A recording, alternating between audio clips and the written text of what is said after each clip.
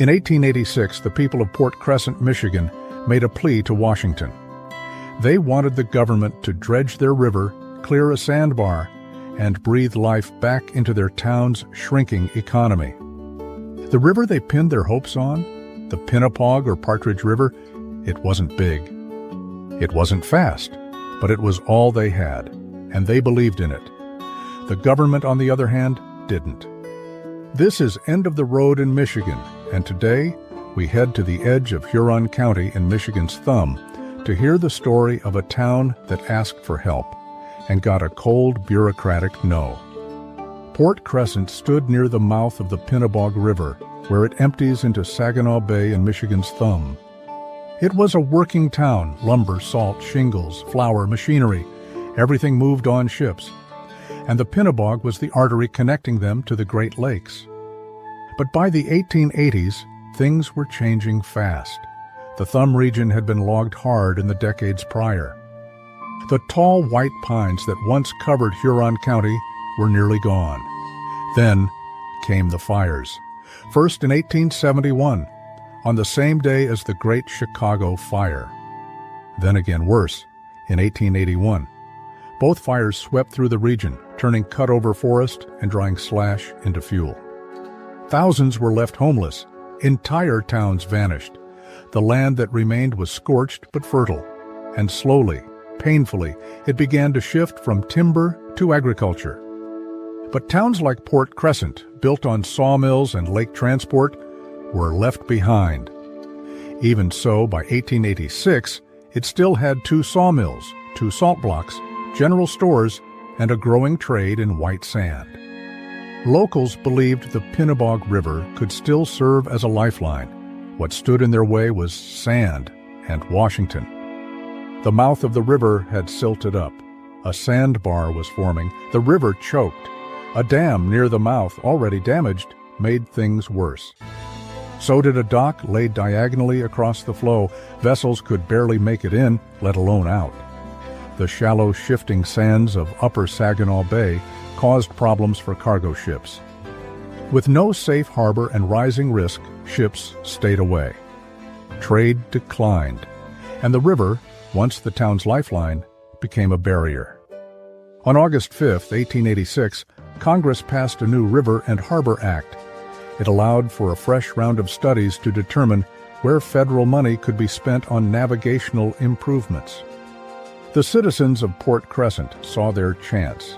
They wrote letters. They argued that clearing the river would restore trade, create jobs, even offer a safe haven for ships during storms on the bay. One letter to the Army Corps of Engineers read, "The prospective commerce will be a marked increase, but on account of numerous wrecks off this port, marine men deem it unsafe to enter or remain here. It is a great detriment to the business interests of the place." They talked about past shipments. 200,000 feet of lumber once floated out with ease. They argued the improvements could be modest, just enough to make 200 rods navigable, a safe harbor. A revived trade route, a second chance. The man assigned to evaluate Port Crescent's request was Lieutenant Colonel Orlando Metcalf Poe, a name that still echoes across the Great Lakes. Born in 1832 in Navarre, Ohio, Poe graduated near the top of his class at West Point.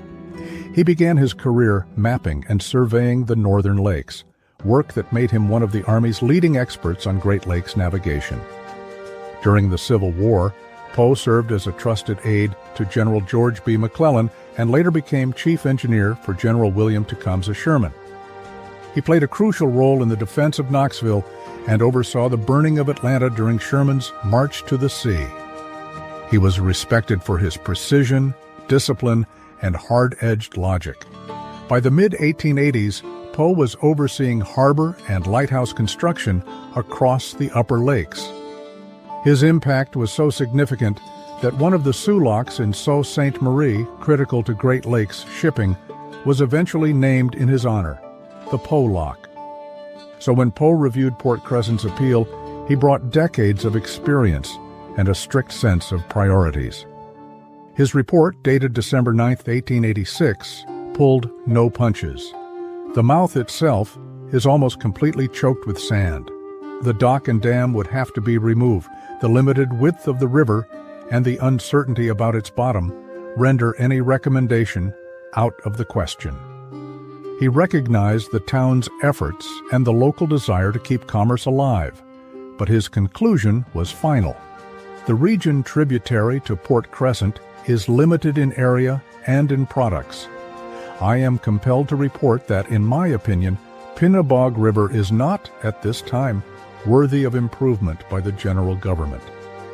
With that, a small town's hope ran aground, buried in sand, dismissed by the man whose name would soon be etched into the history of American engineering.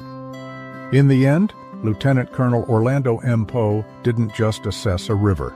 He delivered a verdict on a town's future. His 1886 report didn't cause the fall of Port Crescent, but it confirmed it. Without federal support, the river stayed clogged. The harbor stayed closed, and the last best chance to reconnect Port Crescent to the Great Lakes vanished under a layer of sand. The river stayed clogged. The harbor never reopened. The government never came back. From that point forward, the decline accelerated. Mills shut down. Trade dried up. People moved on. What remained of the town slowly slipped into memory. Poe's decision didn't make headlines, but it marked the beginning of the end. Today, Port Crescent is a memory. The town was eventually abandoned. What's left is now part of Port Crescent State Park, a quiet place with walking trails and a beach where the river once carried trade to the world. The Pinepog River still meets the bay, but no ships come calling. Today you can cross the original steel bridge that once led into town. Except you're not walking on city streets, but nature trails and scenic overlooks of the river and bay. No cranes, no sawdust, no cargo, just wind and water. The river's mouth is still there, still narrow, still shallow, still shaped by the same sand that once stopped a town in its tracks. This has been End of the Road in Michigan. If you enjoyed this episode, subscribe and leave a review wherever you get your podcasts. And if you know of another Michigan town that history left behind, send it our way.